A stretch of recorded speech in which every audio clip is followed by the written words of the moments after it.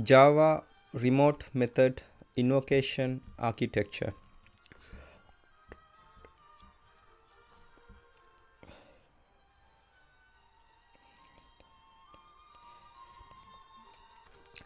Here you can see the architectural diagram of Java remote method invocation. In computing, the Java remote method invocation, Java RMI, is a Java API that performs remote method invocation, the object-oriented equivalent of remote procedure calls, RPC, with support for direct transfer of serialized Java classes and distributed garbage collection. Here now we are focusing on client program. A typical client program obtains a remote reference to one or more remote objects on a server and then invokes methods on them. Here you can see a Java RMI architecture in a different diagram. Java remote method invocation RMI allows the distribution of Java objects, enabling clients to invoke methods on remote objects. Here in step 1, a server exposes a remote object by exporting its client stub to the RMI registry. In step 2, clients use the registry to look up exported objects and receive their stub. Step 3 here, if the client JVM does not find the class definition of the remote objects interface or any other types that are used within the interface in its local class path, it queries the code base whose location can be provided within the stub by the remote object server. Step 4, client can use the client can then invoke methods on the remote server objects. The standard RMI registry requires the remote server object and the RMI registry to be collocated on the same machine. For clients to be able to contact the registry, this machine must be publicly reachable. The same applies to the code base, which must reside on a publicly reachable HTTP server.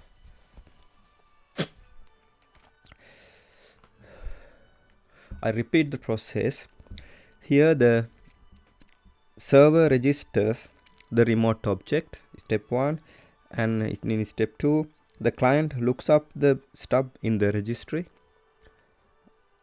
And step 3, the client requests the stub class file here, and the client invokes method on the remote object, and the remote object and the registry have to reside on the same machine. Here you can see a remote object, registry, code base, and client. Here remote object rebind registry, and here client looks up registry and stub is returned from registry to client, and clients get code base and class is returned from code base to client. Client invokes remote object and results are returned from client to remote objects to client. Here we are considering how do Java RMI clients contact remote Java RMI servers. For an RMI client to contact a remote Java RMI server, the client must first hold the reference to the server.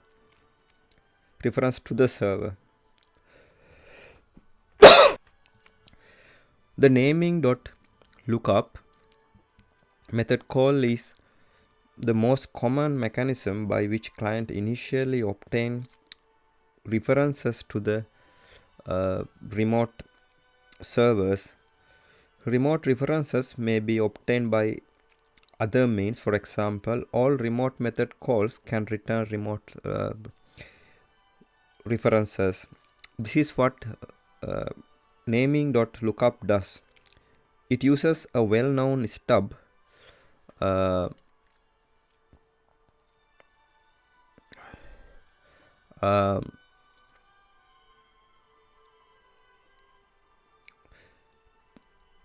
make a remote method call to the RMI registry,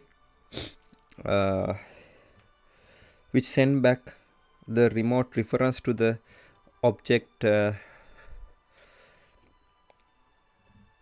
requested by the lookup method.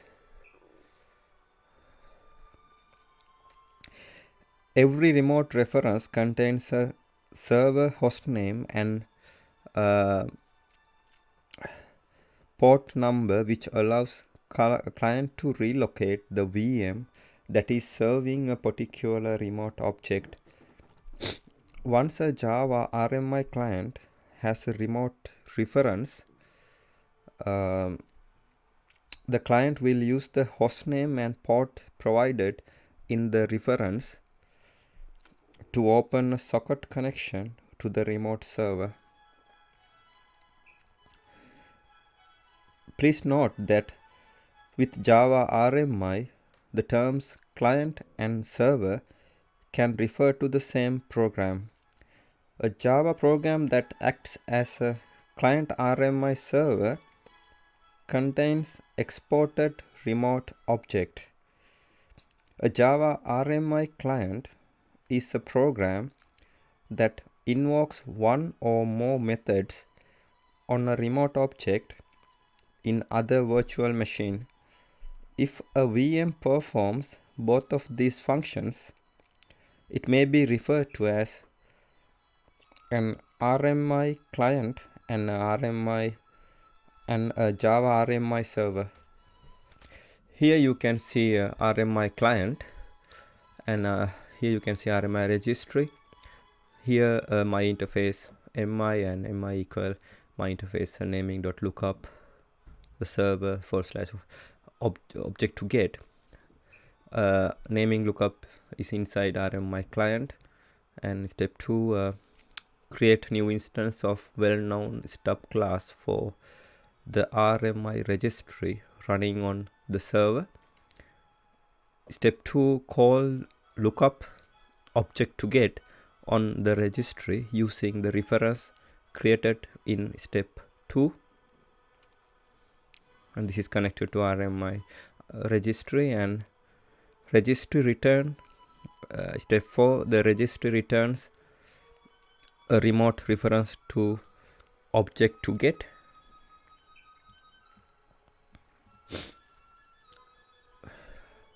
And step 5 is from naming.lookup. Naming.lookup returns the remote reference to object to get to the RMI client.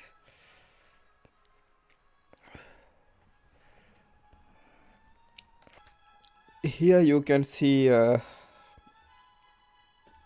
RMI distributed applications that uses the RMI registry to obtain a reference to a remote object. RMI application often comprise two separate programs, a server and a client. A typical server program creates some remote objects, makes reference to these objects accessible, and waits for client to invoke methods on these objects.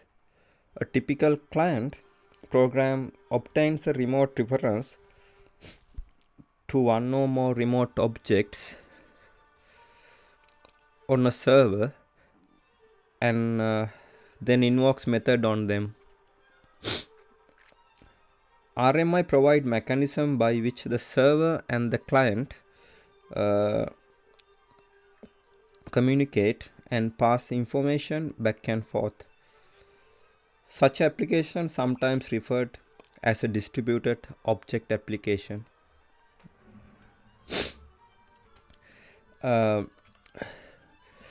Distributed object applications need to do the following. Locate remote objects.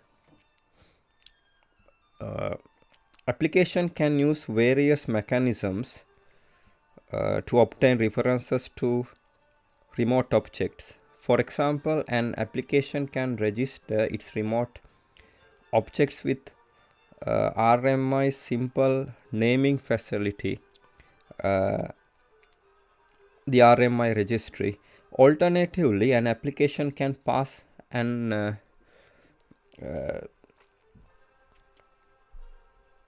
return remote object references as a part of remote invocations.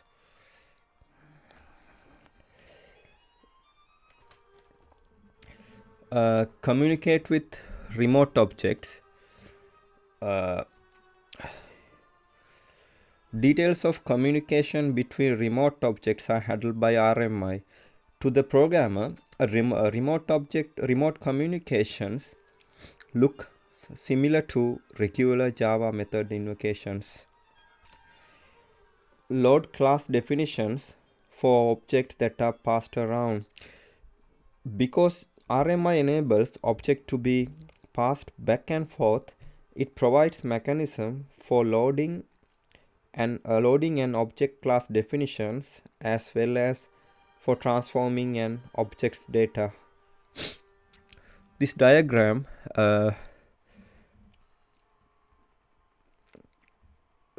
this illustration depicts an RMI distributed application that uses RMI registry to obtain a reference to a remote object.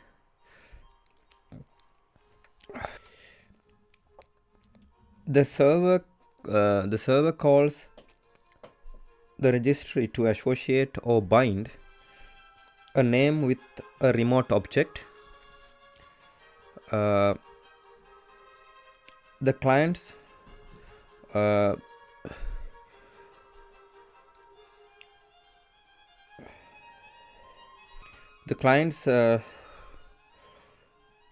looks up the remote object by its name in the server's registry and then invokes a method on it. This illustration also shows that the RMI system uses an existing web server to load class definitions from server to client and from client to server for object when needed.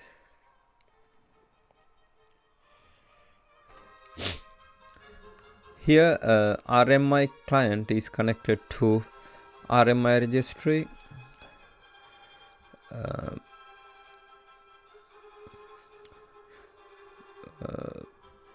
So RMI is passed from RMI client to RMI registry. RMI client is connected to RMI server. RMI is passed from RMI client to RMI server, and RMI server is connected to RMI registry, and RMI is passed from RMI server to RMI registry. RMI registry is connected to remote server. URL protocol is passed from RMI registry remote web server. Sorry. And RMI client is connected to web server, and URL protocol is passed from RMI client to web server. RMI server is connected to web server. URL protocol is passed from RMI server to RMI web server. Here you can see a remote method invocation. Here the all method published on server are registered on RMI registry like UDDI for web services. The client calls the local method stub to perform this operation. The stub on the client calls RMI registry to know whether that method exists.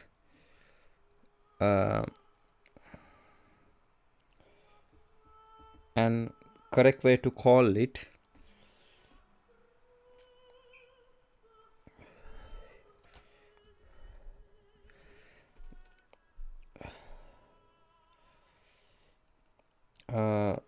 client stub calls this method on the server skeleton.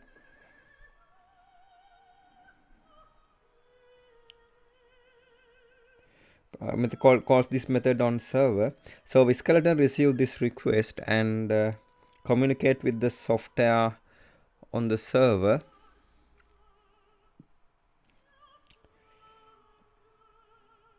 Then it receives the response and send this response to the client stub.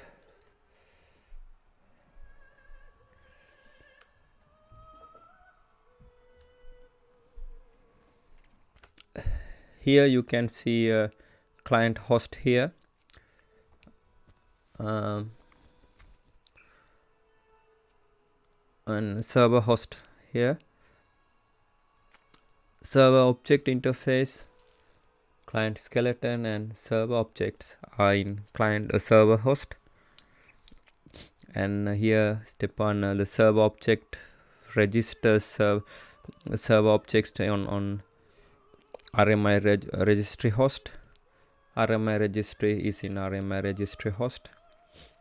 And step 2 here, look. Then here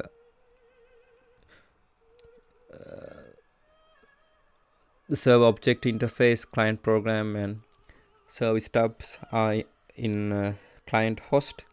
This is client program. And here server client program looks for server objects in RMI registry host. RMI registry host return server stub here to client program. Client program interact with server stub. Server stub do the data communication between with server skeleton, and server skeleton interacts with server objects.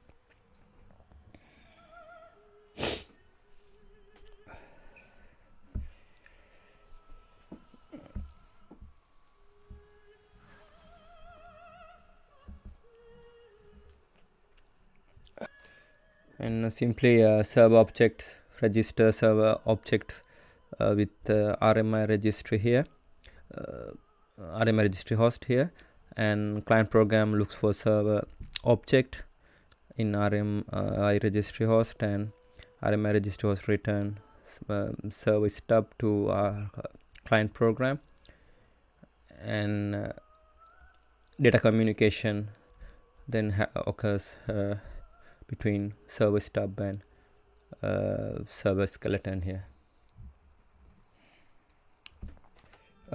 This is the another diagram for RMI architecture here. Java remote method invocation RMI, which is a simple and powerful network object transport mechanism, provides a way for Java program on one machine to communicate with objects residing on different address spaces.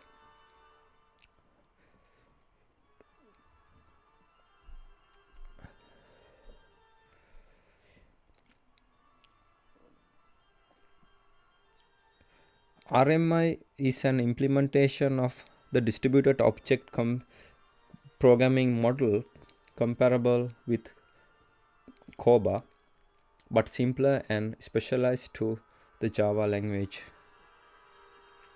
The overview of RMI architecture is shown in this figure here. This is another figure to depict RMI architecture.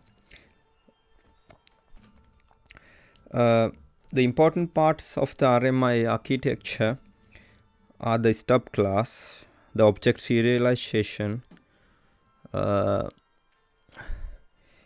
the server-side runtime system here. The stub class implements the remote interface and is responsible for marshalling and unmarshalling the data and managing the network connections to the server. The instance of a stub class is needed on each client.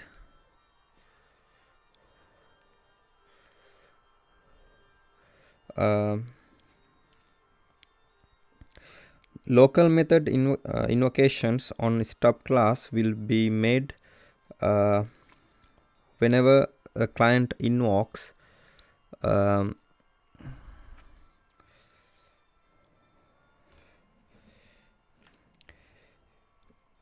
method on the remote objects. Java has general mechanism for converting objects into streams of bytes that can later be read back into an arbitrary JVM. This mechanism is called object serialization, is essential functionality needed by Java RMI implementation. It provides a standardized way to encode all information into a byte stream suitable for streaming to some type of network or a file system. In order to provide functionality to an object, must implement the serializable interface. A server-side runtime system is responsible for listening for invocation request on a suitable IP port and dispatching them to the proper remote object on the server. Since RMI is designed for a web-based client-server application over slow network, it is not clear it is suitable for high-performance distributed computing environment with low latency and high bandwidth. A better serialization would be needed since Java's current object serialization often take at least 25% and up to 50% of time needed for remote invocation. Here you can see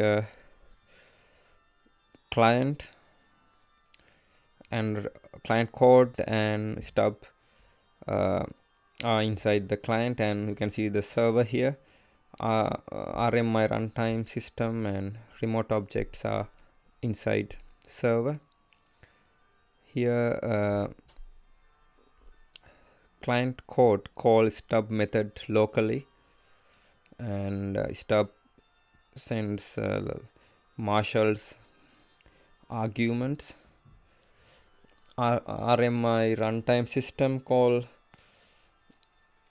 remote object method locally to remote object, and remote object returns value or throw exception to RMI runtime system, and RMI runtime system sends marshaled result or exception to stub, and stub returns value or throw exception to client code.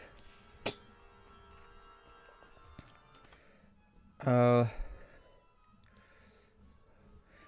you can see a code segment to implement the client. The client program obtains a stub for the registry on the server host. Lookups the remote object stub by name in the registry, and then invokes say hello method on the remote object using stub.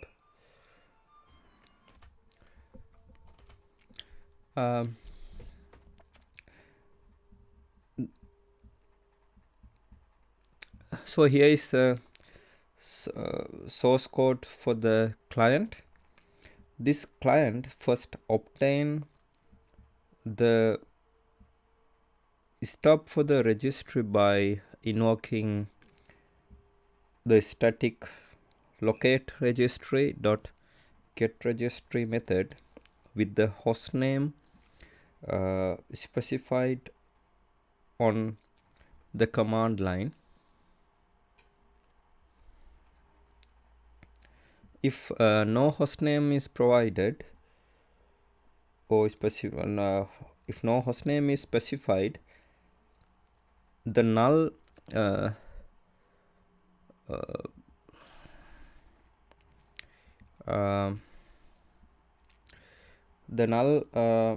is used as the hostname, indicating that the local host address should be used. Next, the client invokes the remote method lookup on the registry stub to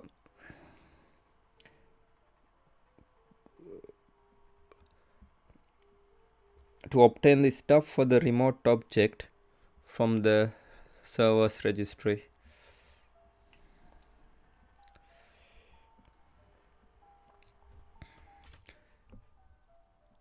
Finally, the client invokes say hello method on the remote object stub, which causes the following actions to happen.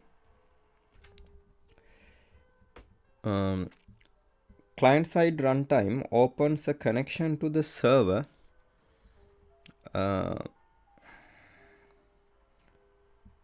using host and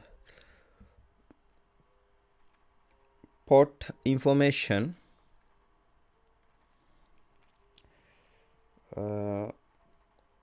in the remote object stub, and then serialize the call data.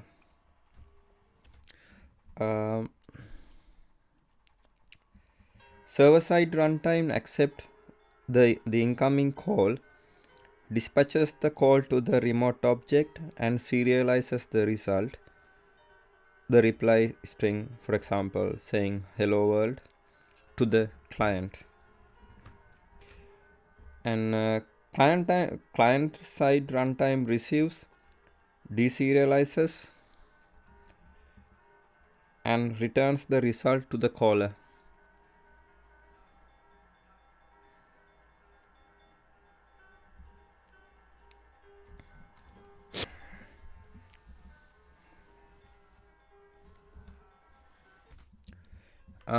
As an exception example, we can consider remote exception.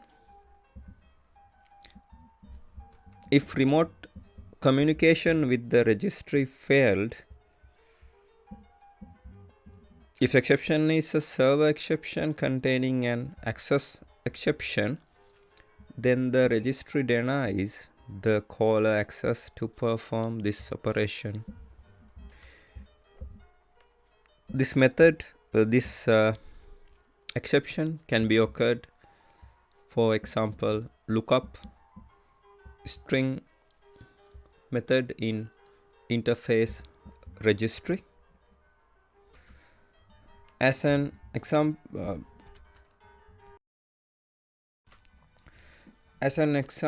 too, we can consider this java.rmi property, java.rmi.server.codebase.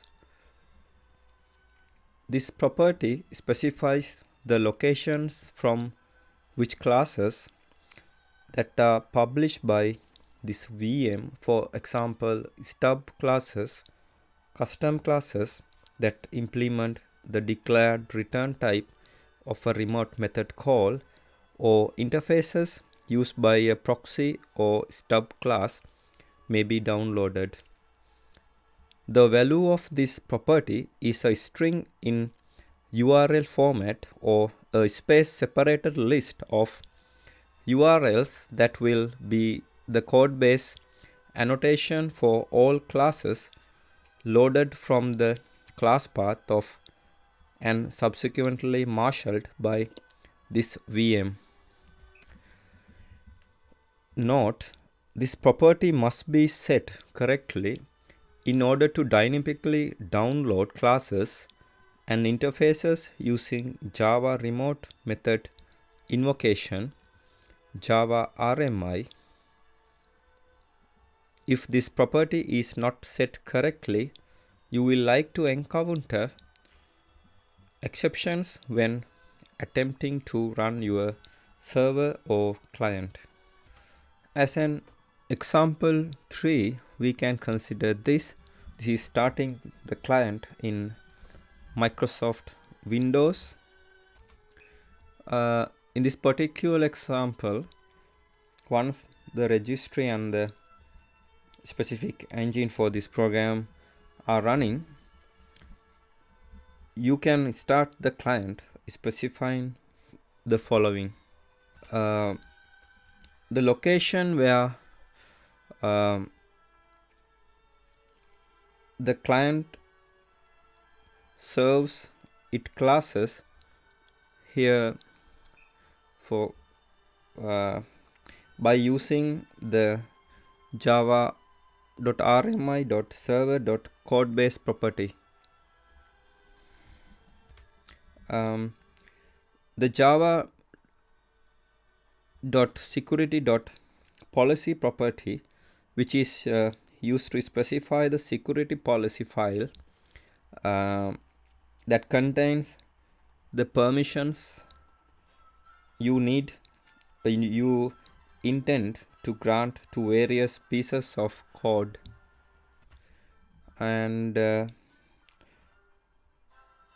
as command line arguments, the hostname of the server,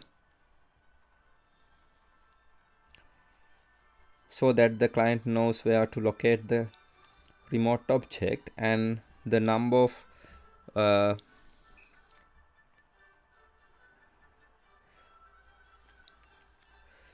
host name,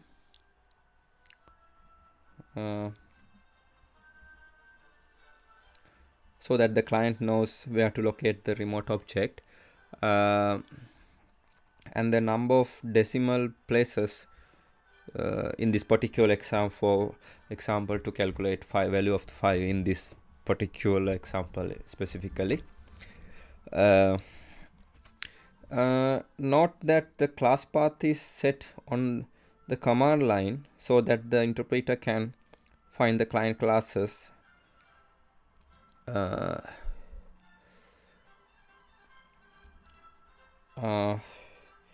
and the jar file containing the interfaces.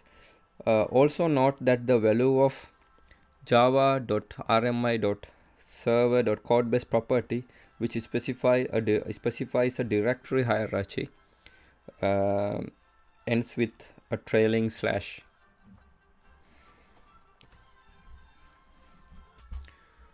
Now we are focusing on server program. A typical server program creates some remote objects, make references to these objects accessible, and wait for clients to invoke methods on these objects. Here this diagram is with about downloading Java RMI stubs with related to dynamic code downloading using Java RMI using the java.rmi.server.codebase property.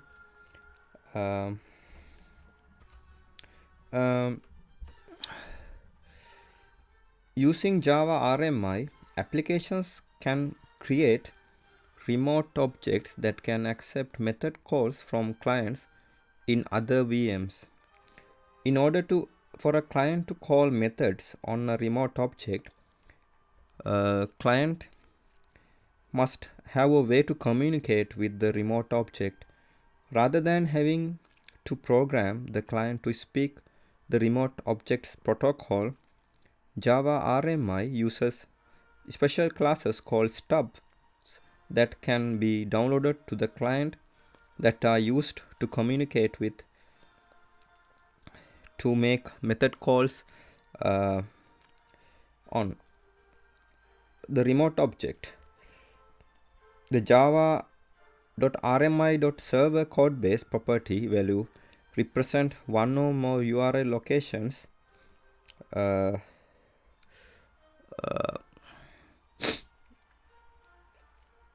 from which these stubs and any classes needed by the stubs can be downloaded.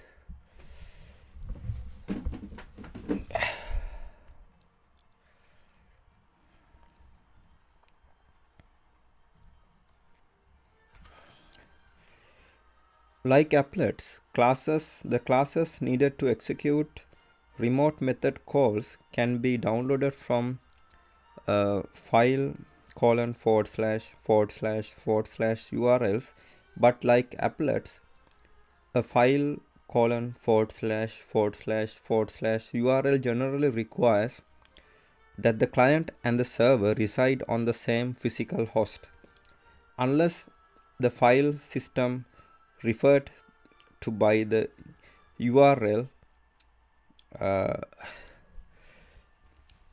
is made available using some other protocol such as NFS. Generally, the classes needed to execute remote method calls should be made accessible from a network resource such as an HTTP or FTP server.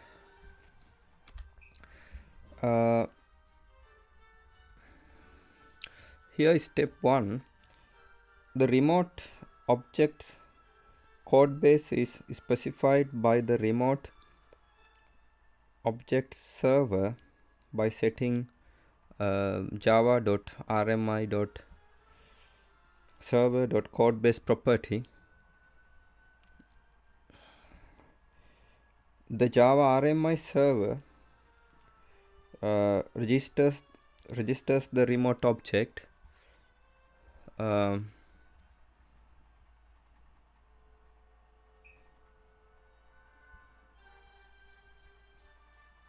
bound to a name with the RMI registry. The codebase set on the server VM is annotated to the remote object reference in the Java RMI registry. Number 2, step 2, the Java RMI client requests a reference to a named remote object. The reference, the remote object stub instance, is what the client will use to make remote method calls to the remote object.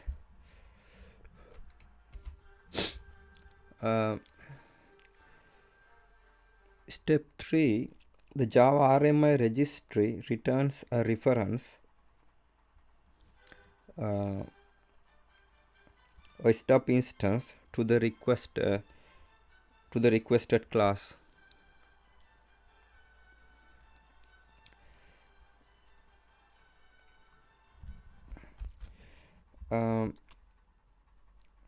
If the class definition for the stub instance can be found locally in the client's class path, which is always searched before the code base, the client will load the class locally. However, if the definition for the stub is not found in the client's class path, the client will attempt to retrieve the class definition from the remote code base object.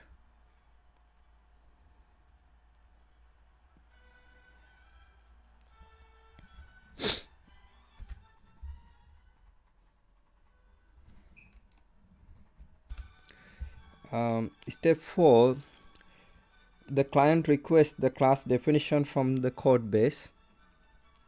The code base the client uses is the URL that was annotated to the stub instance when the stub class was loaded by the registry. Back in step 1, the annotated stub for the exported object was then registered with the RMI registry bound to a name. Step 5, the class definition for the stub and any other classes that it needs is downloaded to the client. Note, step 4 and 5 are the same steps that the registry took to load the remote object class when the remote object was bound to a class name in registered with the Java RMI registry. When the registry attempted to load the remote object stub class, if it requested the class definition from the code base associated with the remote object.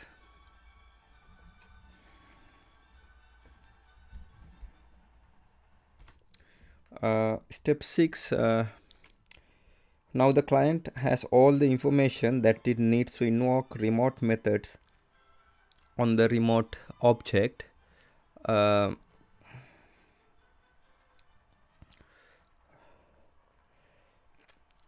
stub instance acts as a proxy to the remote object that exists on the server. So unlike applet, which uses code base to execute in its local VM, the Java RMI client uses the remote object's code base to execute code in another potentially remote VM, as shown here. So here, server that exported the remote object, and here the java.rmi.server.codebase equal URL here, and server registers a remote object bound to a name from server that exported the remote objects to RMI registry. And then in step 2, this is RMI client, and RMI client makes a naming lookup call to RMI registry. Then RMI registry returns an instance of the remote object stub to RMI client. Then RMI client requests the stub class from the code base. This is the URL location in my host. Then HTTP server returns the remote object stub class to client, and finally the RMI client makes a remote method call to remote object instance here.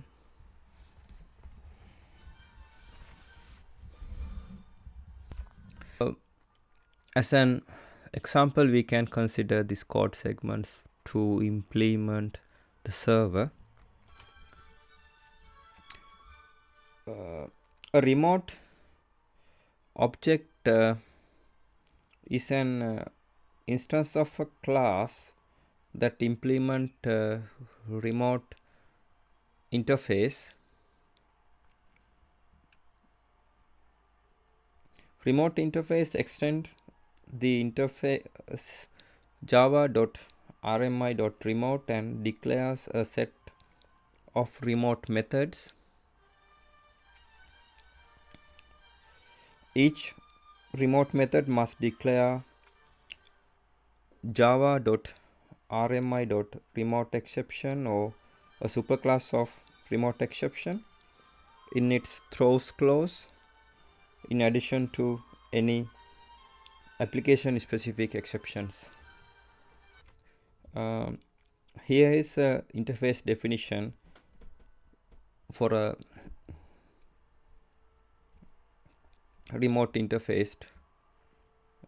As an example, it declares one method which returns a string to the caller. Remote method invocation can fail in many additional ways compared to local method invocation, such as network related communication problems and server problems, and remote methods will report such failures by throwing a java.rmi.remote exception. A server class here in this context is the class which has the main method that creates an instance of the remote object implementation, exports the remote object, and then bind that object bind that instance to a name in a Java RMI registry. This the class that contains main method could be implementation class itself or another class entirely. In this example here, the main method for the server is defined in the server class, which also implements the remote interface hello.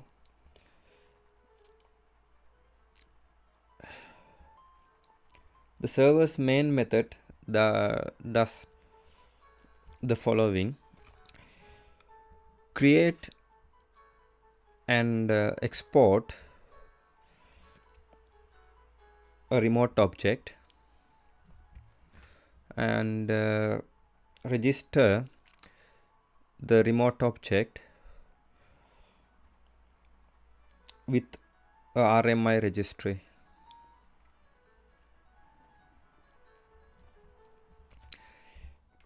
Implementation of class server implements the remote interface hello, providing an implementation for the remote method say hello.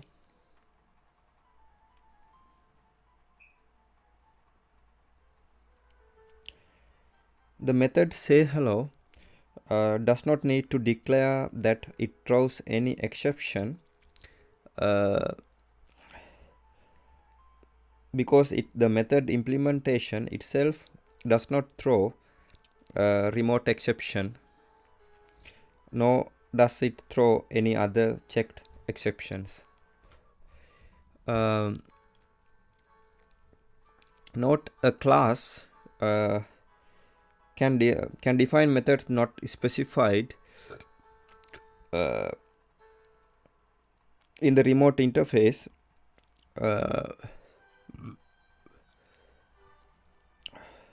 but those methods can only be invoked within the virtual machine running the service and cannot be invoked remotely.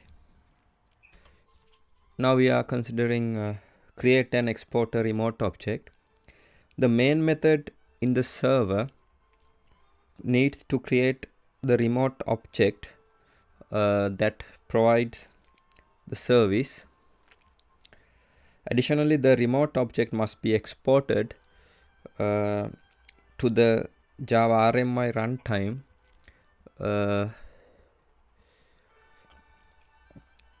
so that it may receive incoming remote calls. This can be done as follows here.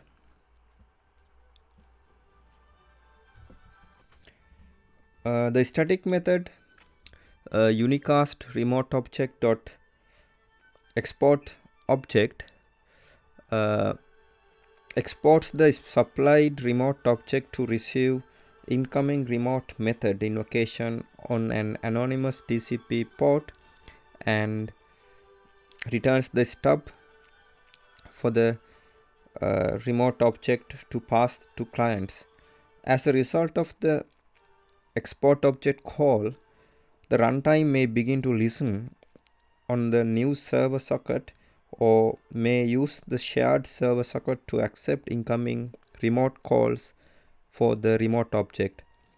The return stub implements the same set of remote interfaces as the remote objects class and contains hostname and port over which the remote object can be contacted. Note, as of J2SC 5.0 release, stub classes for the remote objects no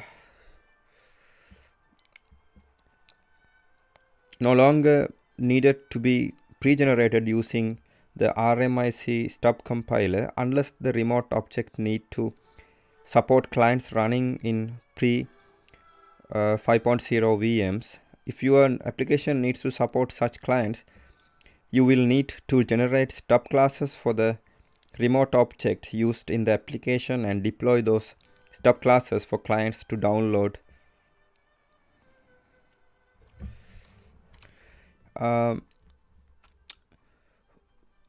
Now we are focusing on register the remote object with Java RMI registry. For a caller, client, peer, or applet to be able to invoke a method on a remote object, the caller must first obtain the stub for the remote object. For bootstrapping, Java RMI provides a registry API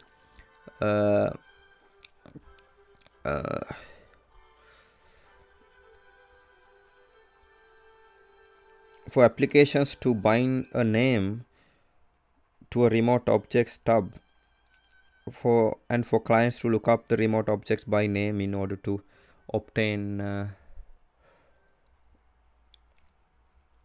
their stubs. The RMI registry is a simplified name service that allows clients to get a stub to a remote object.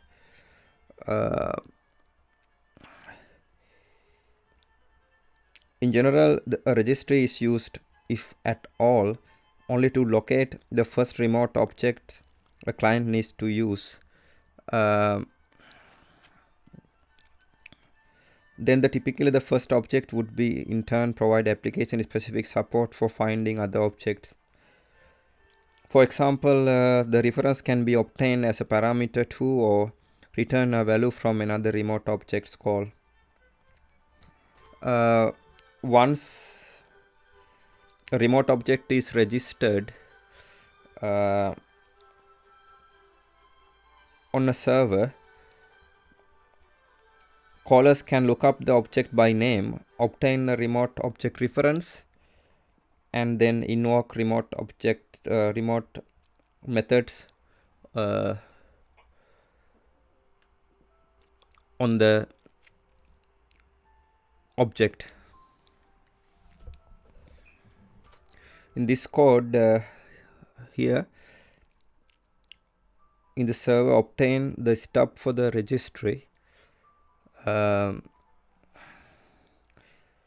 the local host and default registry port, and then uses the registry stub to bind the name hello to the remote objects stub in the registry.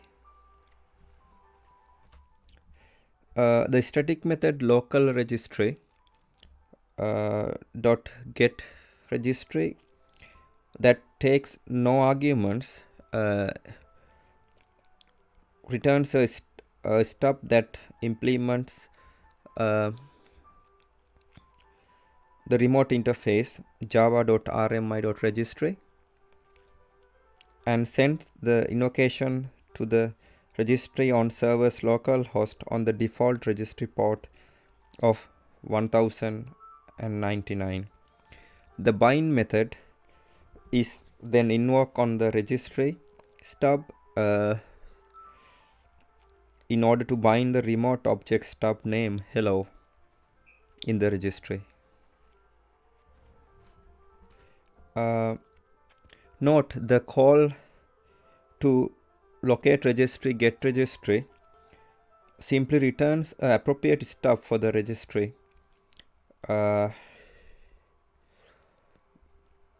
The call does not check to see if a registry is actually running.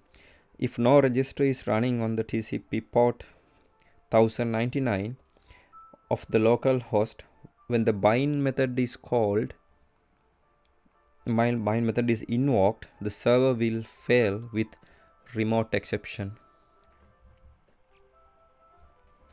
Here the method getRegistry returns a reference to the remote object registry for the local host on the default registry port 1099. Interface remote. The remote interface serves to identify interfaces whose methods may be invoked in non-local virtual machine. Any object that is a remote object must directly or indirectly implement this interface.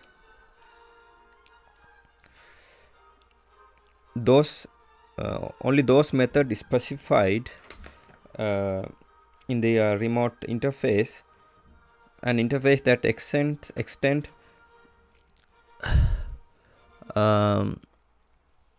java.rmi.remote are available remotely.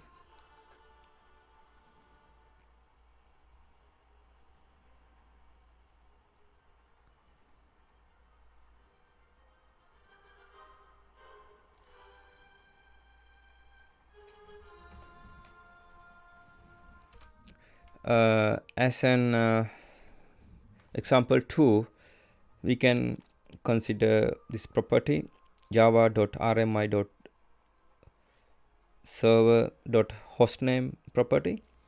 The value of this property represents the hostname string that should be associated with remote stubs for locally created remote objects. In order to allow clients to invoke methods on the remote object, the default value of this property is the IP address of the local host in dotted quad format. As example 3, we can consider this one starting the server in Microsoft Windows, and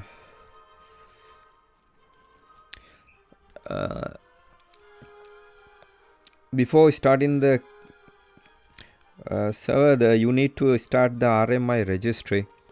RMI registry is a simple server-side bootstrap naming facility that enables remote clients to obtain a reference to an initial remote object.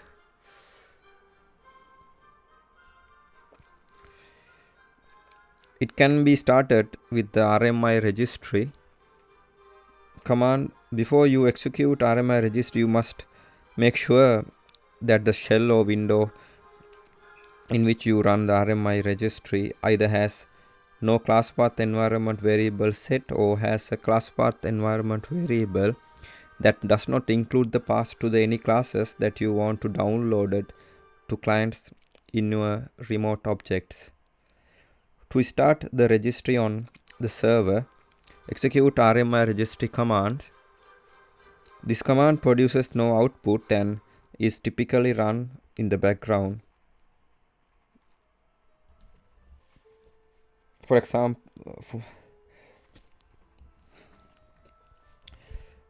this is for the Windows. Use Java W if start is not available.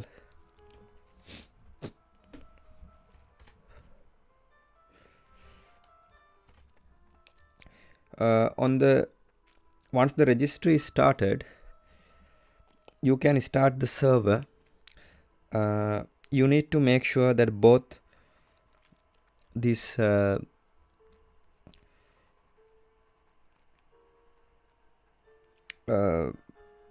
file and the remote object implementation classes are in your class path.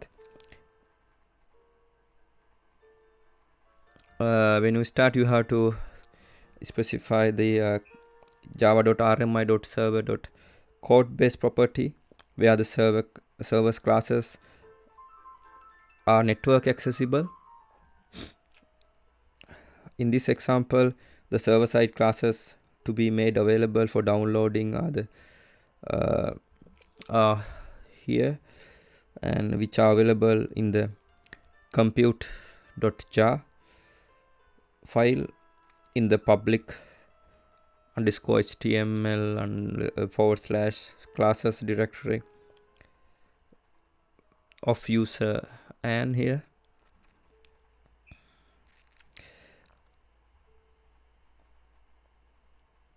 So the service started. So we started on the host my computer. The same host on which the registry was started.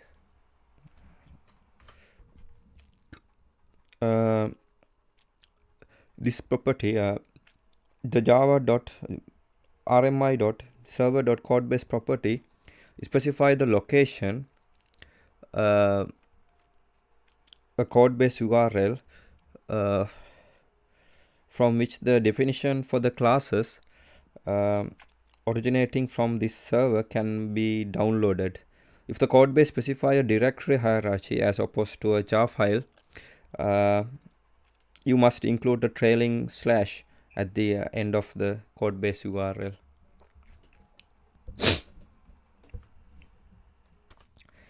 The java.rmi.server.hostname property specify the hostname or address to put in the stubs for remote objects exported in this Java virtual machine.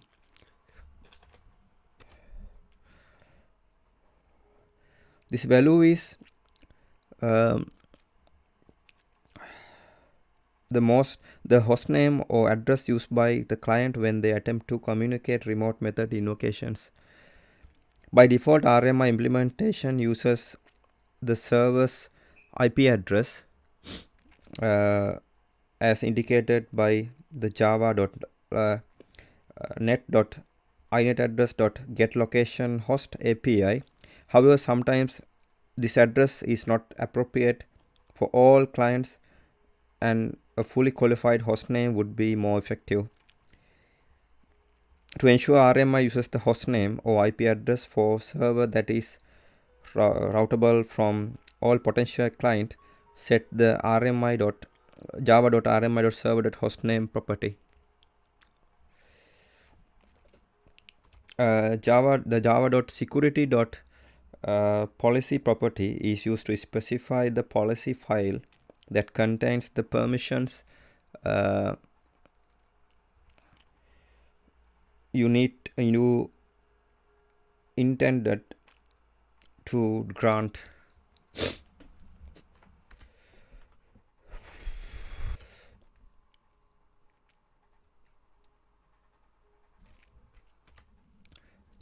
as an exception example, we can consider server exception.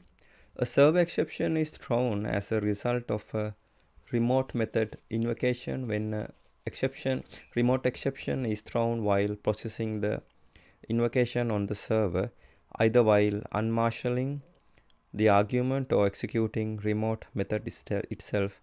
A server exception instance contains the original remote exceptions that occurred as its cause.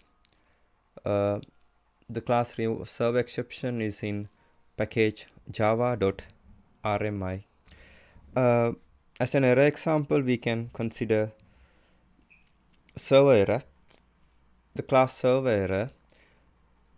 A server error is thrown as a result of a remote method invocation when an error is thrown while processing the invocation on the server, either while unmarshalling the argument, executing the remote method itself, or marshalling the return value. A server error instance contains the original error that occur as its cause. This class server error is in package java.rmi.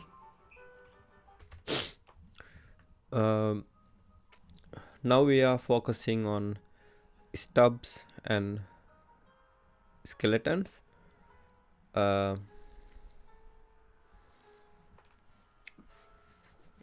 stub for a remote object acts as a client's local representative or proxy for a remote object. The caller invokes a method on the local stub which is responsible for carrying out the method call on the remote object. In RMI, the stub for a remote object implements the same set of remote interfaces that a remote object implements. Here you can see RMI stub passing mechanisms.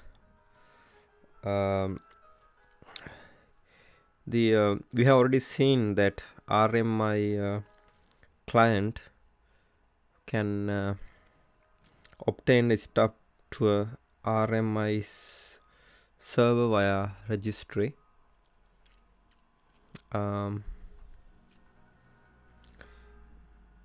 But consider the fact that the stub is already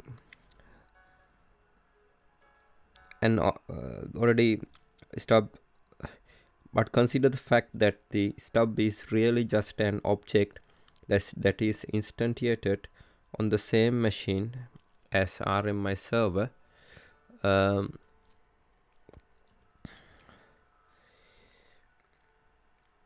That the registry serializes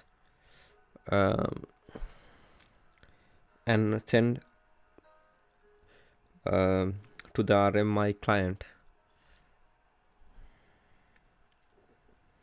Note, technically the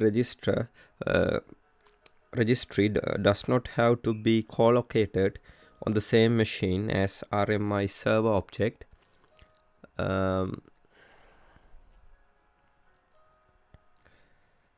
Therefore, the stub may initially get serialized and sent to the registry machine before client requests it. And stubs can be passed in two other ways. Stub passed as an input parameter to another stubs method, and stub is stub returned by another stub method. So this has several implications. RMI stub can serve as factories for more stubs by returning stubs. not all stubs need to be bound in the registry to be used, and some parts of the system may not need to bind a stub into registry at all. They send their stubs to other parts of the system via input parameter of methods of their stubs.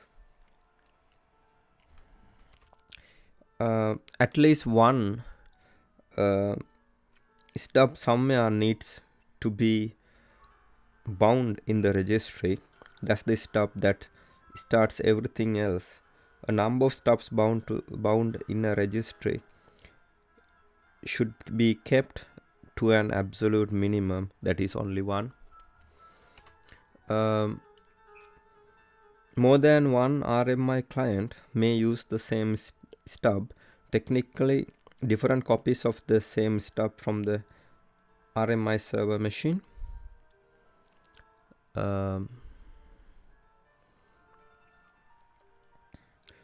Stubs can be replicated by passing them around the network, creating multiple RMI clients all connected to the same RMI server. But we can see from these conclusions that if we bind a very few factory objects as stubs into the registry,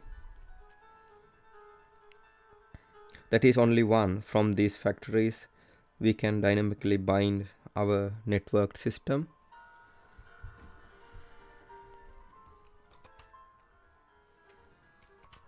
But there's a drawback. Each stub consumes system resources in the form of allocated ports. Once a stub is tied to a port, the ability of other entities use that port is severely limited, if not completely excluded. This can severely impact the system and cause other headaches, such as having to reduce the system safely by opening more ports through the firewall. Here you can see RMI client machine, registry server, RMI server machine. Here you can see RMI stub is bind to the registry, and RMI stub look up from registry from this RMI stub to the RMI client machine. And here you can see RMI server objects is here. RMI stub passed as input parameter to stub method. RMI stub here, and here you can see RMI server object here. RMI stub return from stub method here.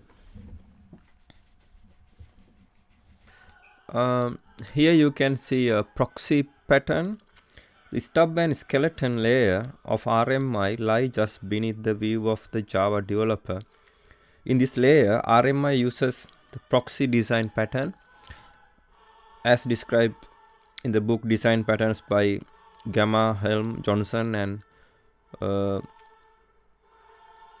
Lizards. In the proxy pattern, an object in one context is represented by another proxy in a separate context.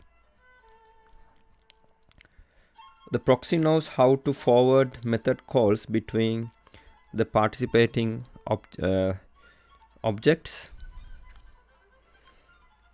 This diagram illustrates the proxy pattern. The RMI use of the proxy pattern, the stub class plays the role of the proxy and the remote service implementation class plays the role of real subject. And a skeleton is a helper class that is generated from RMI to use.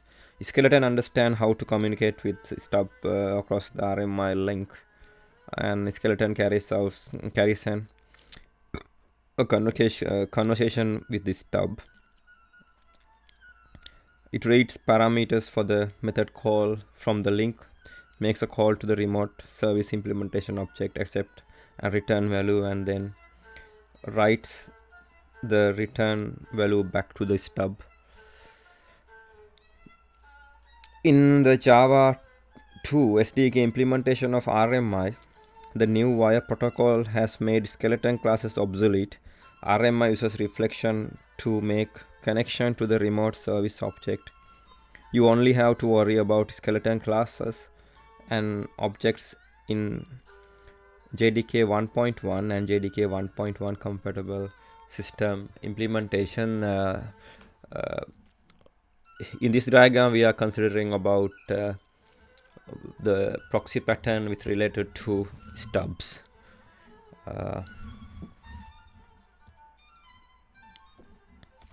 Here you can see the subject interface and the request method, and in proxy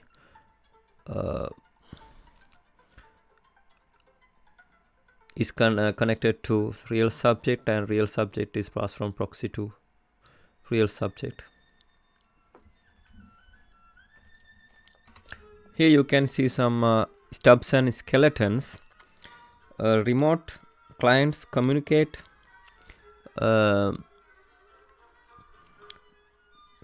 with server object via stubs and skeletons. These stubs and skeletons are automatically produced by the Java compiler on class files that extend unicast remote object and have an interface that extend remote. These stubs and skeletons are implementation of proxy design pattern, which is related to decorator design pattern. Stubs and skeletons are adapters that first adapt the client to the internet, and then the internet to the server object.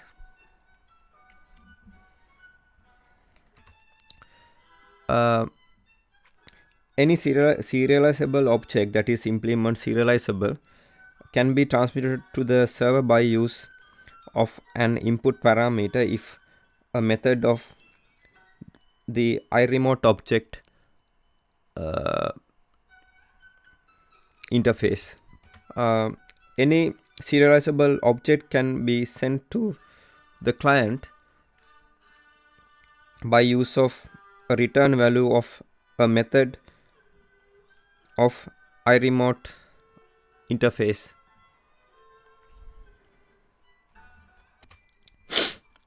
Any method of a serializable non-unicast remote object set to the client run on the client.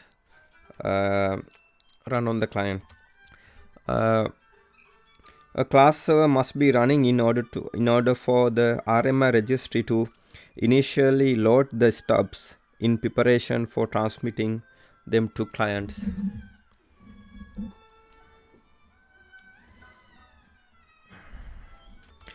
Here you can see a client with the iRemote object. The remote object appears local to the client here, and here you can see iRemote object. The client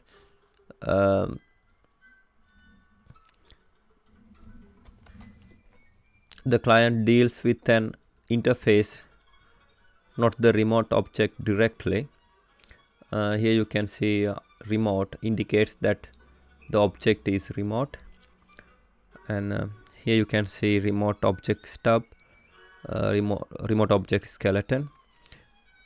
On the client side, the stub is transmitted to the client when the client asks the server's RMI registry for the client for the object bound to a specific name. And here you can see remote object skeleton, object, remote object. On the server side, the stub communicates with the skeleton, not with the remote object directly. You can see the remote object here, the object that the server wishes to remote clients to use. And here you can see unicast remote object contains the code necessary to create stubs and skeletons. As an example, we can consider this code segment. This stub object automatically created from this remote objects class file. This RMI stub object is instantiated by the same application that holds the RMI server object. The RMI stub object is transmitted to the client whenever a reference to the remotely accessible object RMI server object is established. This is actually this is the actual object that the client interacts with. The stub object simply delegates all methods across the network to its corresponding skeleton objects on the server.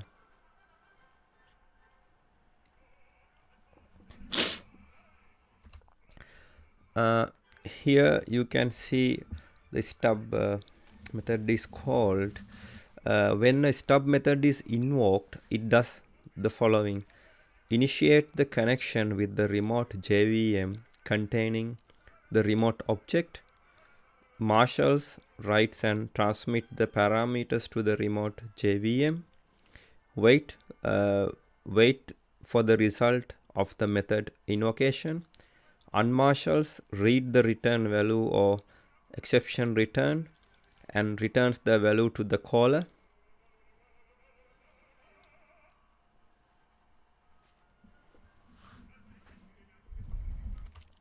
Stub hides the serialization of parameters and network level communication in order to present the simple invocation mechanism to the caller. For the here you can see register the remote object with Java RMI registry.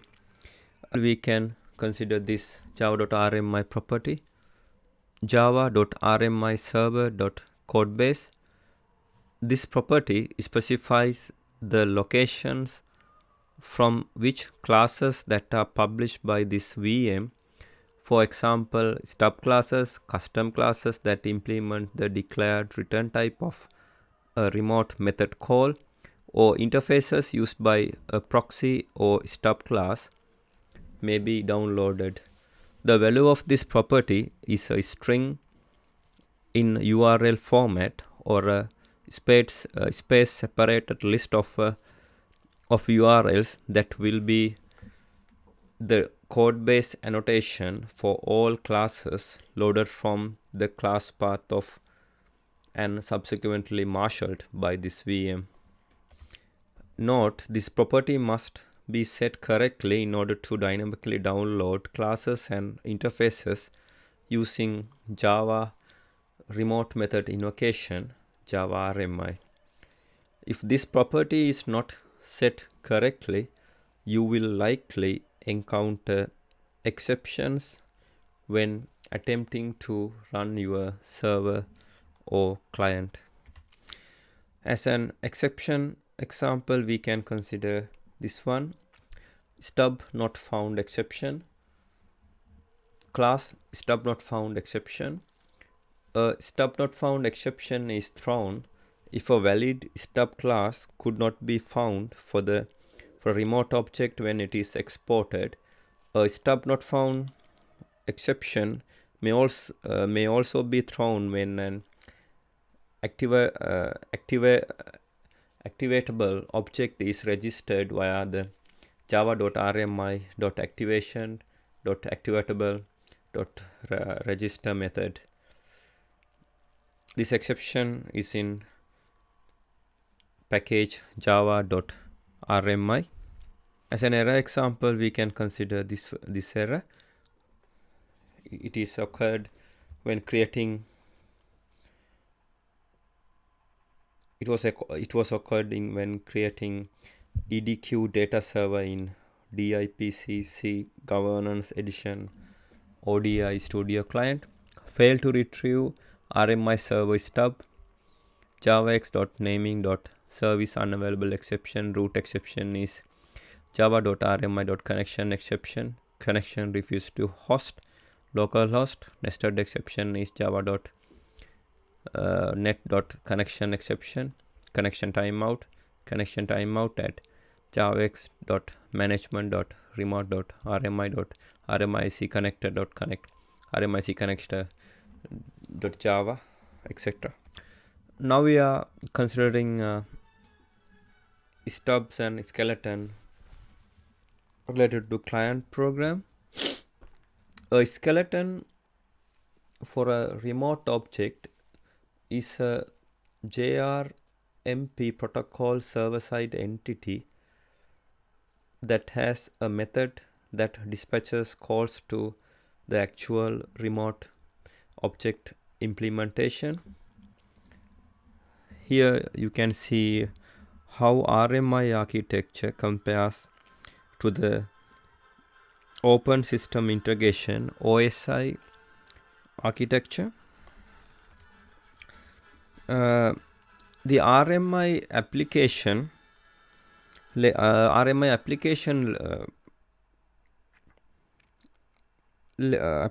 layer, like OSI application layer, contains the application programs.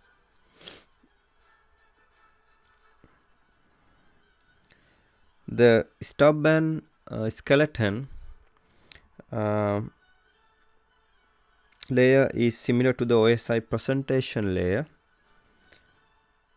in that it manages the remote object interface between client and server. The skeleton communicates with the stub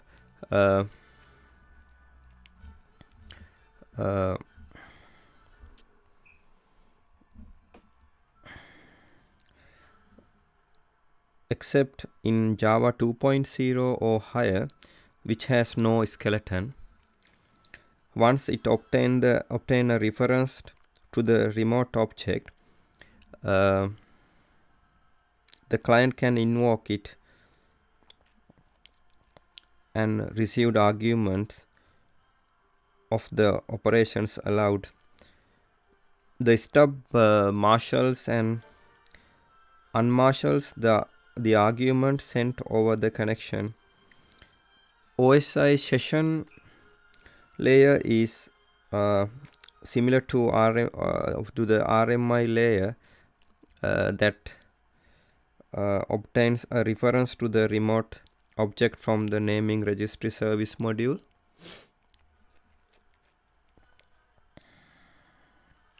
Finally, TCP, the TCP/IP network protocol packets encapsulates the transport layer. Transport layer contains Java remote method protocol JRMP, also called the wire protocol.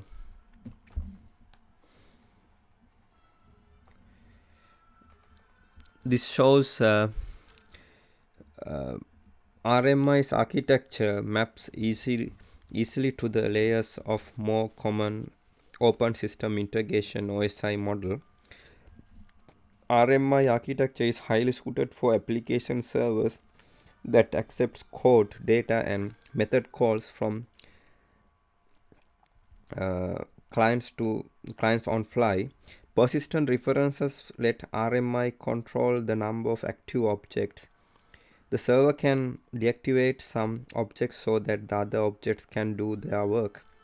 A client could reactivate the object on demand. Applications with many servers resulting many object references would benefit from RMI. Examples include airline reservation systems and enterprise-wide document archiving systems.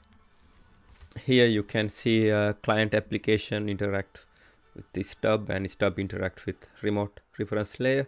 Remote reference layer interact with Java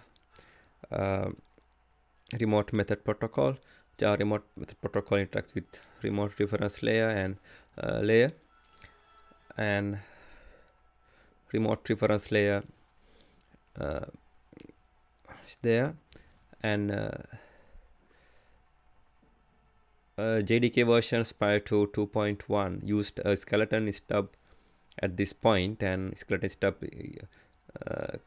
is connected to applications, server application and remote reference layer. Here you can see with OS layers. In application layer you can see a client application and server application. In presentation layer you can see stub and skeleton. In session layer you can see a remote reference layer. Transport network layer you can see Java remote method protocol.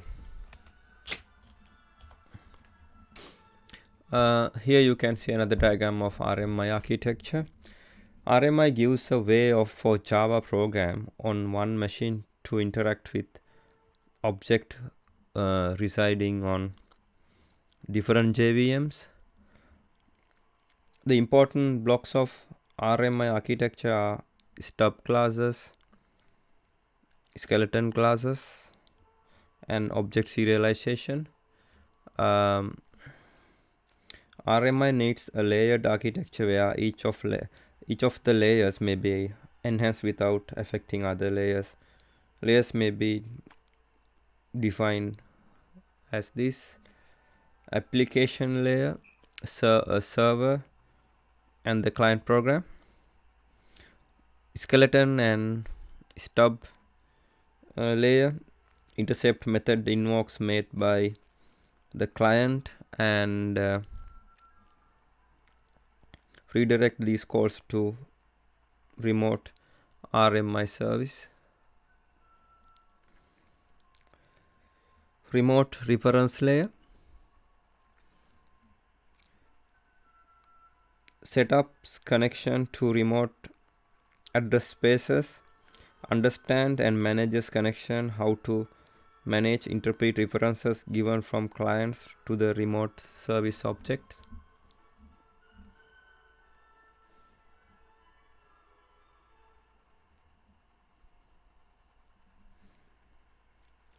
Transport layer, based on the TCP/IP connections between operating system in the network, it gives a basic connectivity as well as some firewall penetration goals.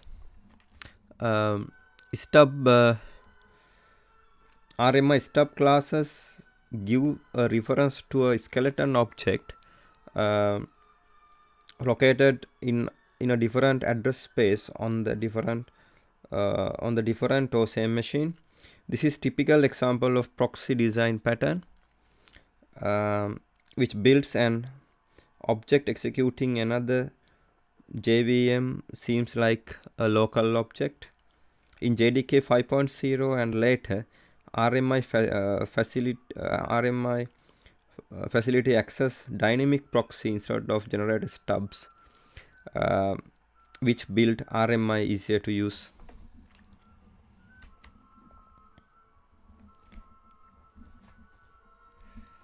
Here you can see client object looks up the stub in RMI registry and OGNID server, and RMI registry returns a stub to client object. Then stub method call on remote server objects on skeleton, and skeleton send result and exception to stub. And here you can see the client and server is connected through cloud. or network. Client is connected to the client process. Inside the client process, you can see a client object, stub, and remote reference manager. Client object is connected, interact with stub. Stub interact with remote reference manager. And here you can see the server process. It has a RMI registry, remote object, skeleton, and remote reference manager. Remote reference manager in client process is connected through RMI transport layer to remote reference manager in server process. And remote reference manager interacts with skeleton. Skeleton interacts with remote objects. And here you can see load stubs to RMI registry, and server is connected to server process. Here the note steps 4 and 5 are logical explanation only. Neither the stubs nor skeletons use sockets directly. The actual calls are made through the remote reference manager.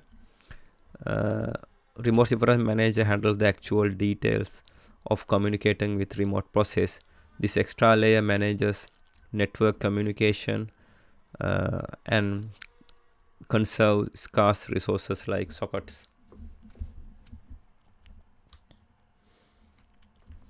Here you can see program 1 stub is connected to the skeleton, program 2 stub is connected to skeleton in program 1. We can consider this code segment as an example. The interface skeleton is deprecated, and the skeleton interface is used solely by the RMI implementation. Every version 1.1 and version 1.1 compatible skeletons generated in 1.2 using RMIC-V compact. Skeleton class generated by the RMIC stub compiler implements this interface. A skeleton for a remote object is a server-side entity that dispatches call to the actual remote object implementation. This interface is in java.rmi server.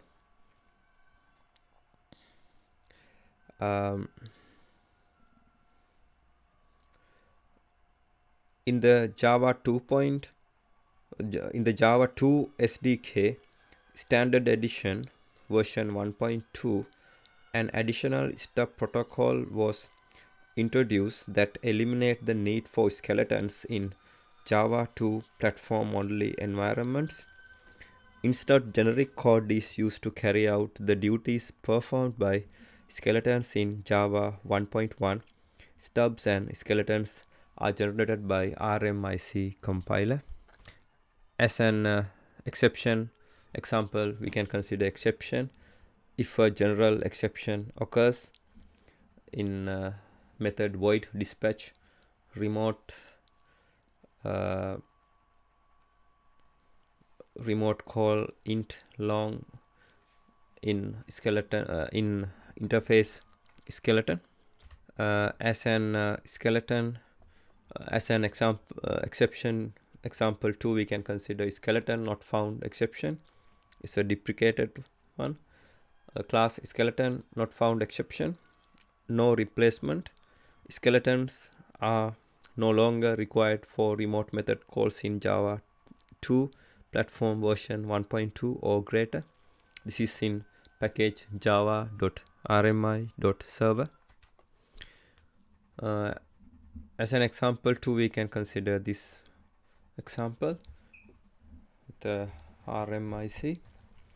When this command completes, the stub and skeleton should be located in the directory with the rest of the .class files.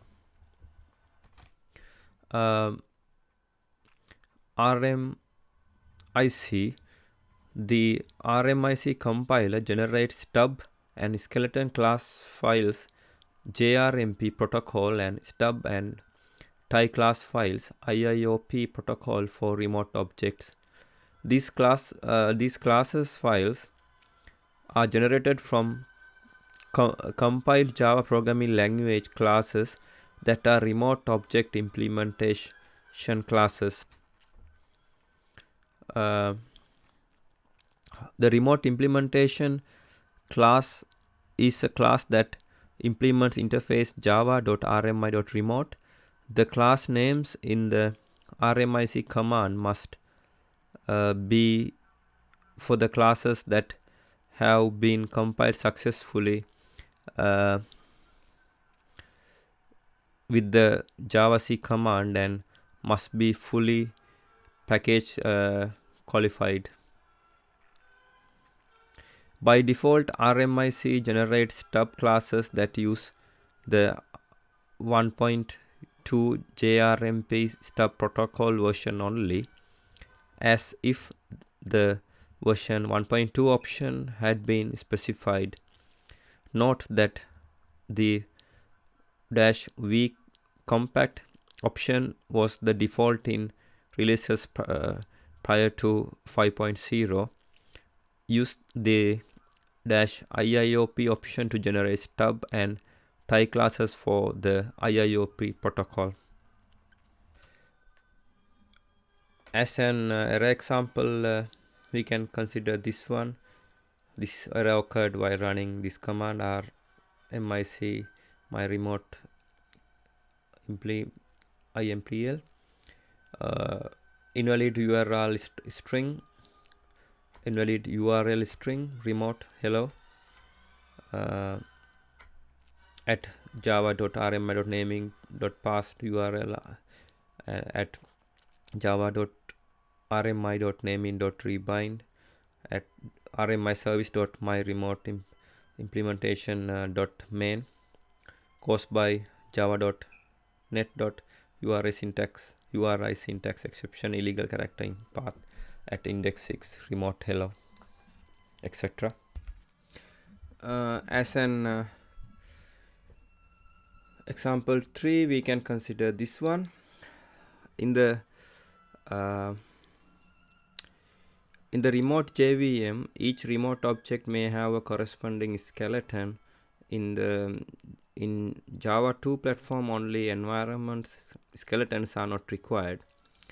The skeleton is responsible for dispatching the call to the actual remote object implementation.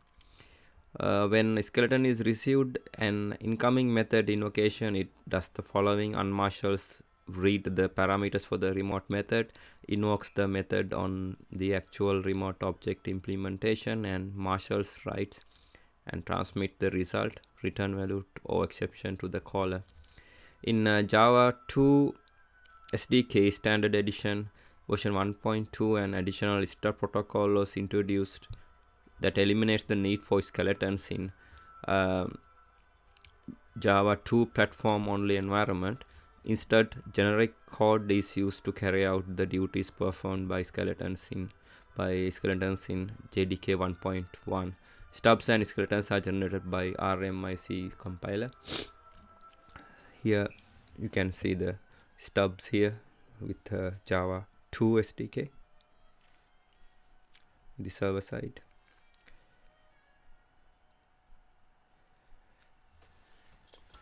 Here you can see we can take this as example 4 compile source files where destdir is the destination directory to put the class files.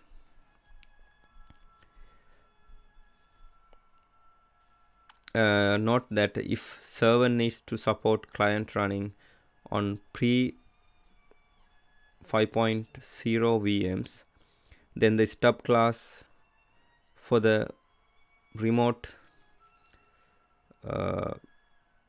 object implementation class needs to be pre-generated using the RMIC compiler, and that stub class need to be made available for clients to download.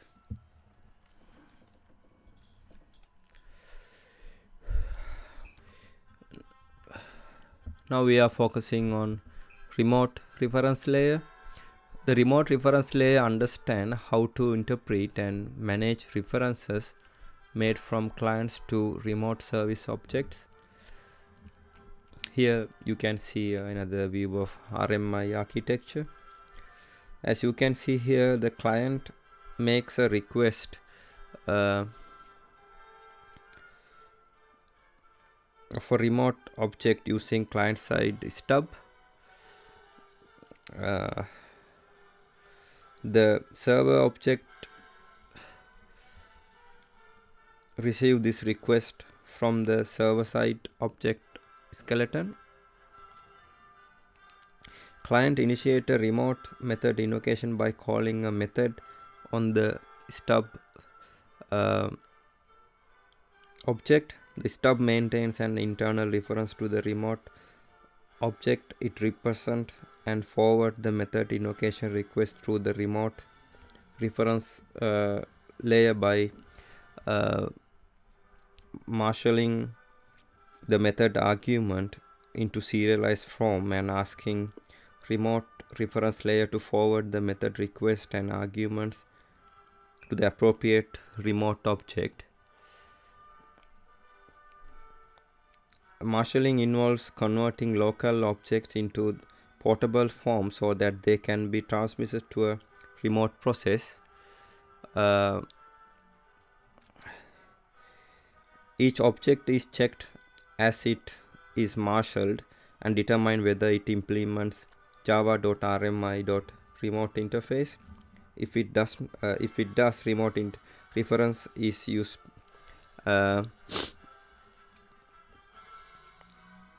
as it marshal data. If it is a remote object, the argument is serialized into bytes that are sent to the remote host and reconstructed the copy of the local object. If the argument is neither remote nor serializable, stub throws java.rmi.marshal exception back to the client.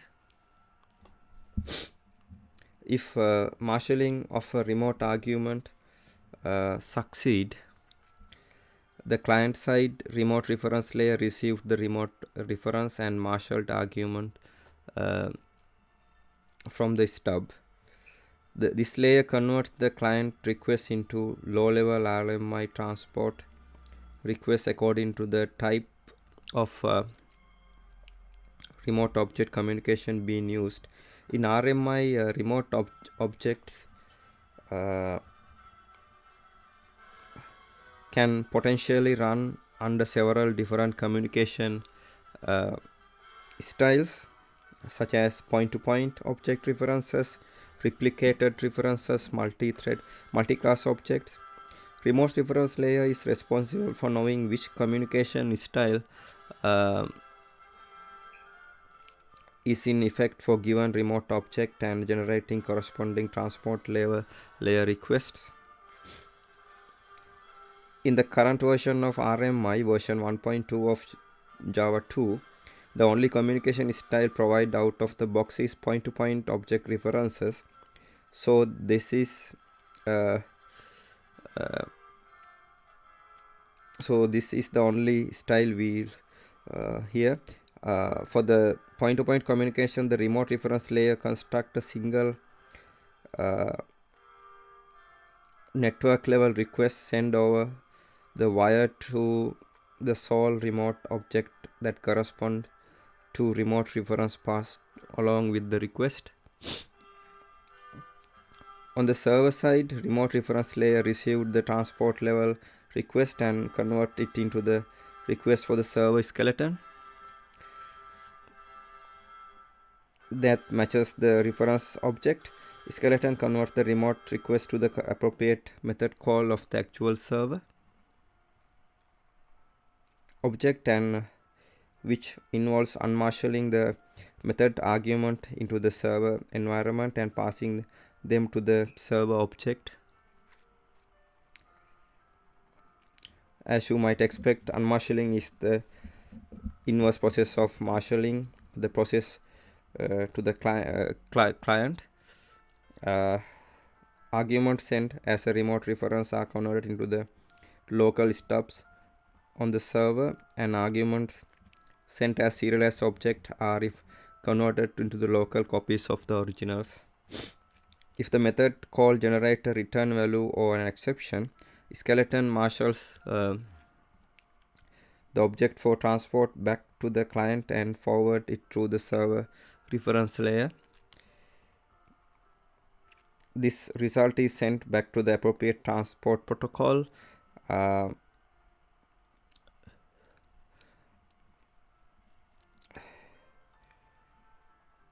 where it passes through the client reference layer and stub and is marshaled by the stub. Finally, handed back to the client thread that invokes the remote method.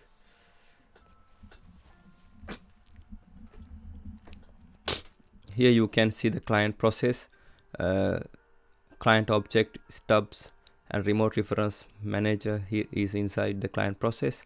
Here you can see server process, remote reference manager, skeleton, and server objects are inside server process. In client process, client objects interact with stub interacts with remote reference manager.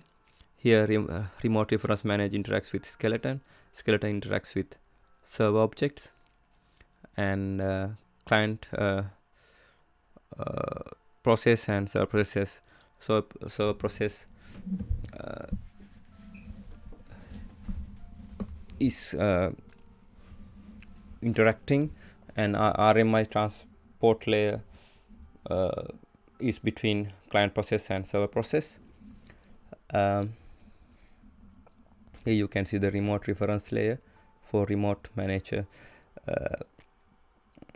remote reference manager in server process, and for the client remote reference manager in client process. With stub and skeleton layer, you can see the stub and skeleton here. Here you can see a overview of RMI interfaces and classes.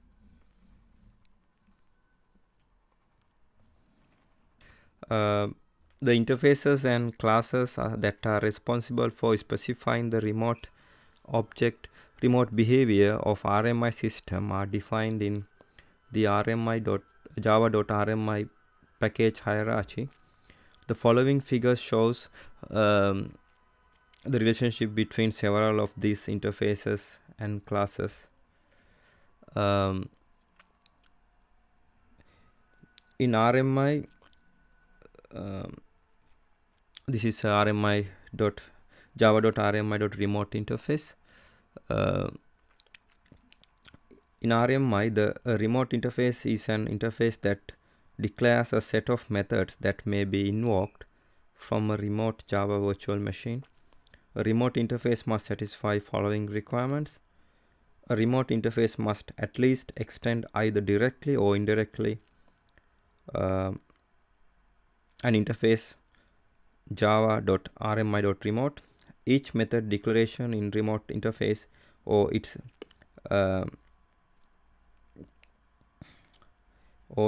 super interface must satisfy the requirement of a remote method declaration as follows. A remote method declaration must include the exception java.rmi.remote exception for one of its superclass, such as java.io exception or java.lang.exception in its throws clause, in addition to any application specific exceptions. Note that application specific exceptions do not have to extend java.rmi.remote exception. In a remote method declaration, a remote object declared as a parameter or return value, either declared directly in the parameter list or embedded within non-remote object in a parameter, must be declared as a remote interface, not implementation class of that interface.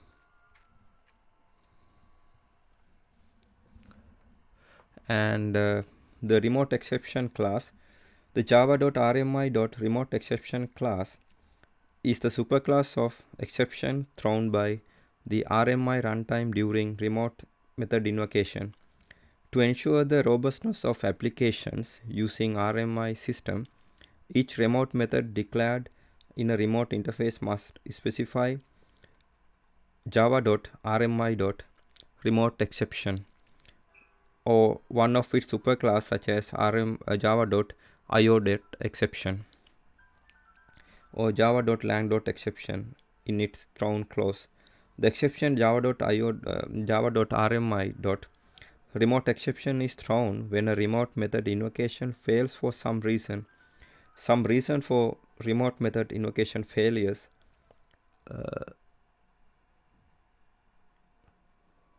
includes communication failure, the remote server is unreachable or is refusing connections, the connection is closed by the server, failure during parameter or return value marshalling or unmarshalling, protocol errors, the class remote exception is checked exception, one that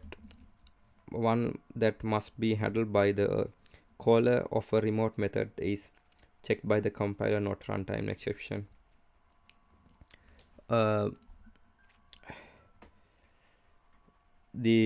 Especially the remote object class and its subclasses with related to remote reference layer. RMI server functions provided by java.rmi.server.remoteObject and its subclasses java.rmi.server.remoteServer and java.rmi.server.unicastRemoteObject and java.rmi.activation.activatable.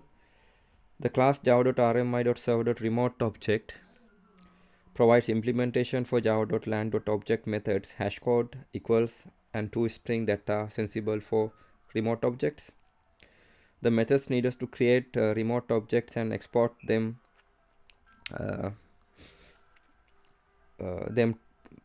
available to remote clients are provided by the class unicastRemoteObject and activatable. The subclass identify the semantics of the remote reference, for example, whether the server is simple remote object or is an activatable remote object, that one that executes when invoked. The java.rmi.server.unicastRemoteObject class defined a singleton unicastRemoteObject whose references are valid only while the server process is alive. The class java.rmi activation.activatable is an abstract class that defines an activatable remote object that starts executing when its remote methods are invoked and can shut itself down when necessary. Here you can see a remote implements remote object and remote object extends the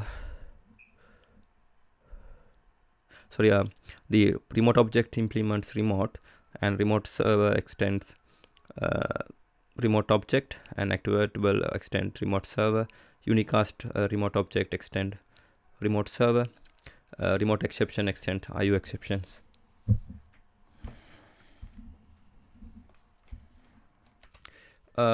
As an example, we can consider this one, and the remote reference layer defines and supports invocation semantics of RMI connection. This layer provides remote ref object that represent the link to the remote service implementation objects. Interface remote ref represent the handle for a remote object.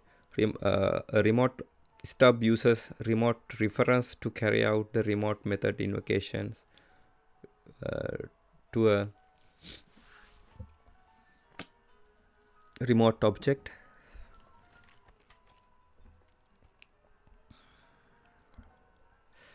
And remote ref is in java.rmi.server package. As an exception example, we can consider this. If failed to initialize new remote call in deprecated method remote call, new call remote object option int long in interface remote ref. This is in package RMI java.rmi.activation. Sorry, this is in actually java.rmi.server package. As an example too, we can consider this one. The class unicast remote object used for exporting a remote object with JRMP and obtaining a stub that communicates to the remote object.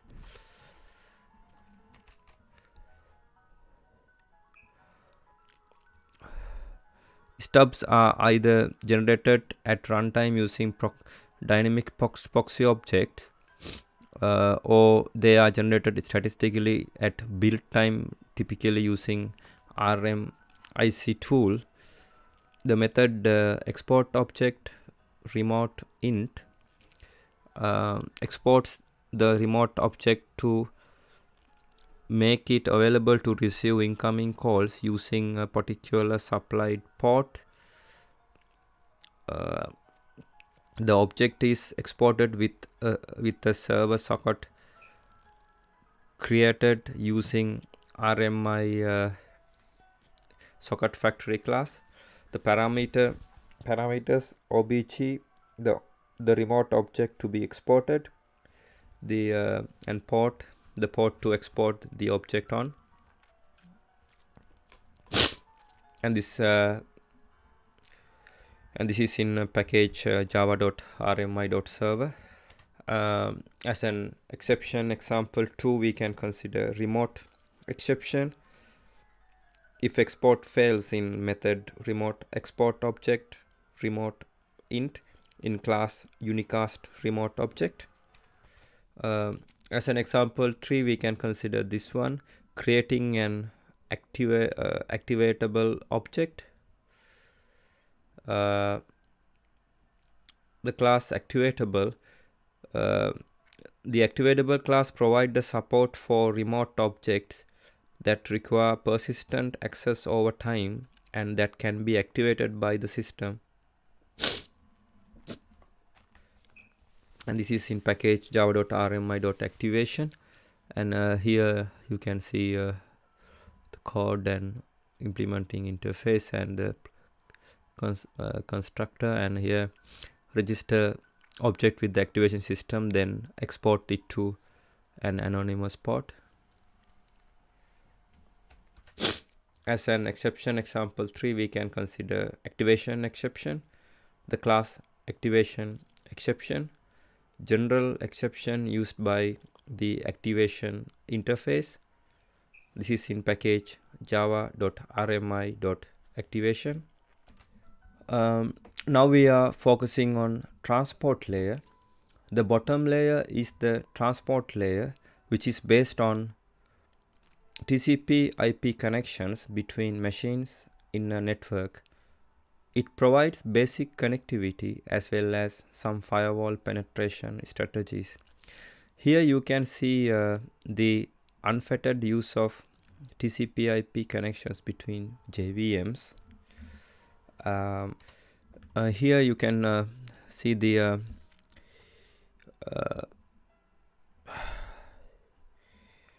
transport layer makes the connection between JVMs. All connections are stream-based network connections that use TCP IP.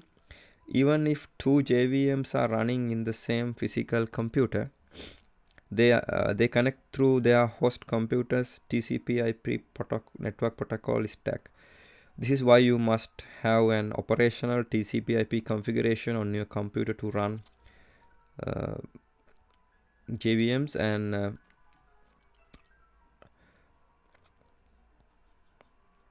this diagram shows the unfettered use of TCP IP connections between JVM. As you know, TCP IP provide the persistent stream-based connection between two machines based on an IP address and port number at each end. Usually DNS is used instead of IP address, which means you could talk about TCP/IP connections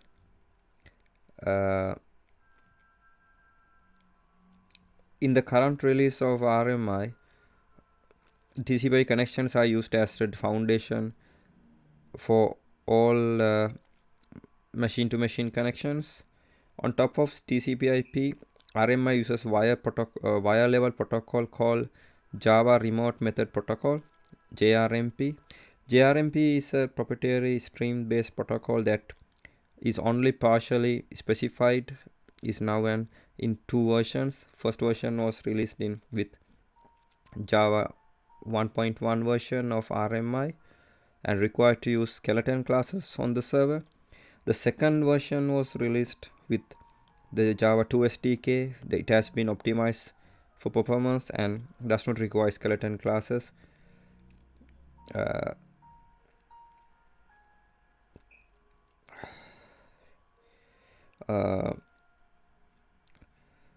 There are versions like RMI IIOP, which which is available in Java 2 SDK version 1.3.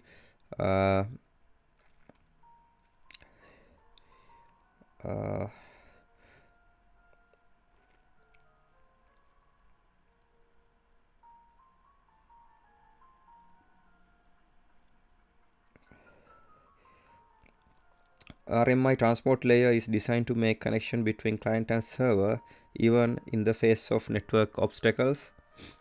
While the transport layer prefers to use multiple TCP/IP connections, some network configuration only allow a single TCP/IP connection between a client and server. Some browsers restrict applets to a single network connection back to their hosting server. So here you can see JRE there, and host OSs are there. These are connected through the network layer, and also this JRE and remote JRE is connected with the different host OS through the network layer.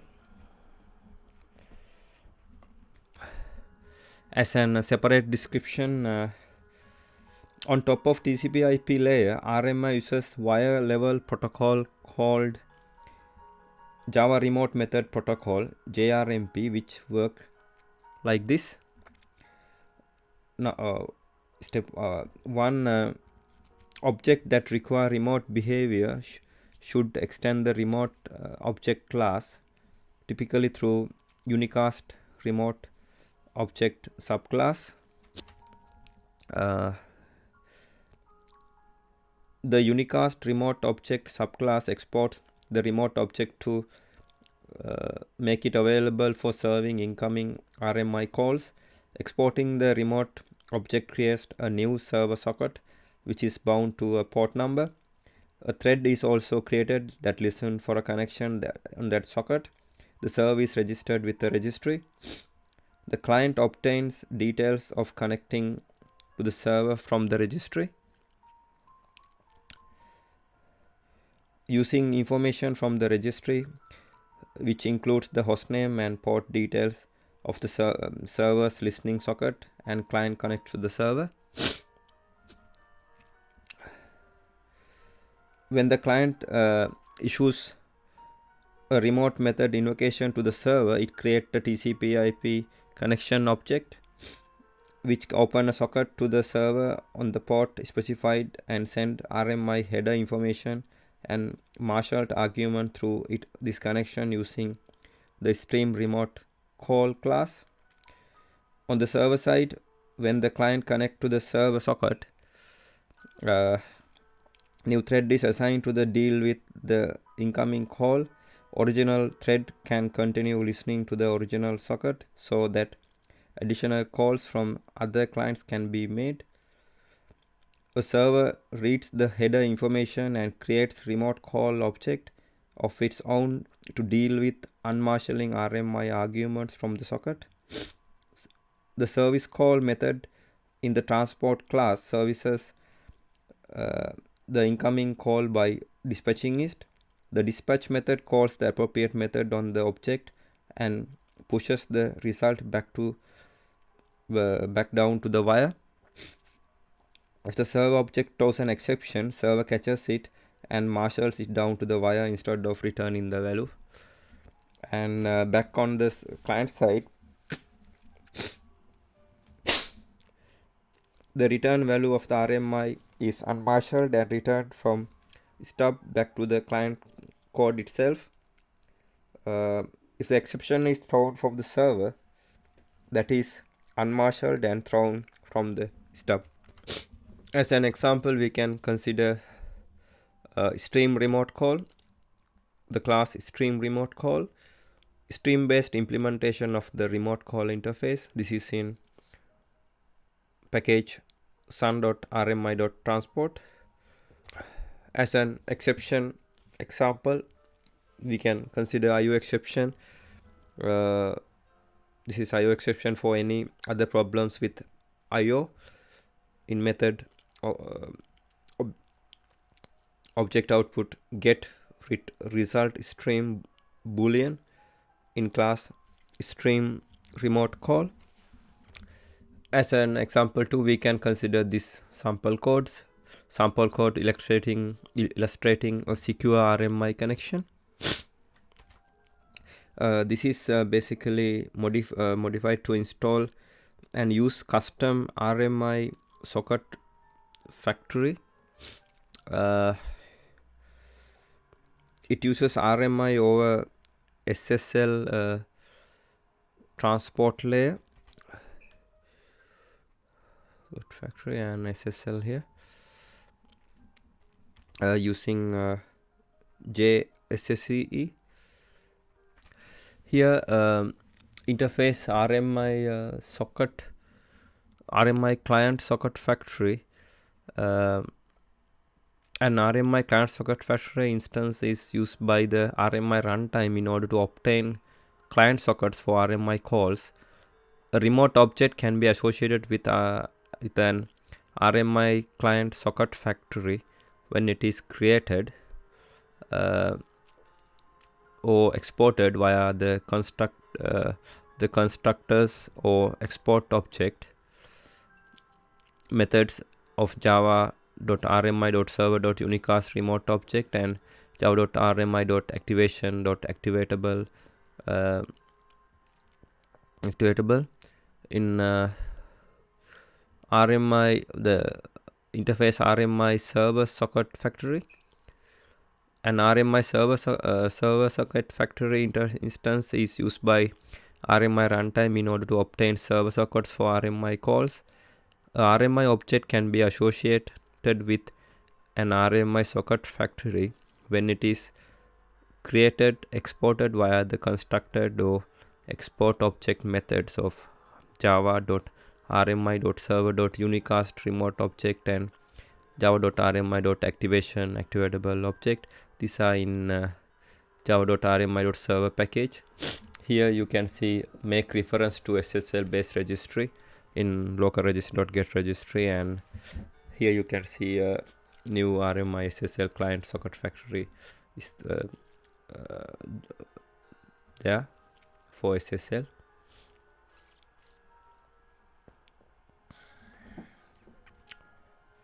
As an exception example 2, we can consider IO exception. If an IO error occurs during socket creation in create sockets string int method in interface RMI client socket factory. And as an example 3, we can consider this sun.rmi property, sun.rmi.transport.tcp.read timeout. This value of the value of this property represents the time in milliseconds used as an idle time for creating TCP/IP connections. The Java RMI runtime uses the value is passed to java.net.socket.set. So timeout, this property is used only for cases where a client has not dropped an unusual connection as it should in sun.rmi properties. The default value is 2 multiplied by 3600 multiplied by 1000 milliseconds, that is 2 hours. As an error example, we can consider this: customer don't want thread pooling at RMI transport layer enabled by default. As a local fix, we can consider customer can set it, and with the property sun.rmi.transport.tcp.no connection pool equal true, or any none value to disable thread pooling. This is end of my presentation. Thank you very much for watching.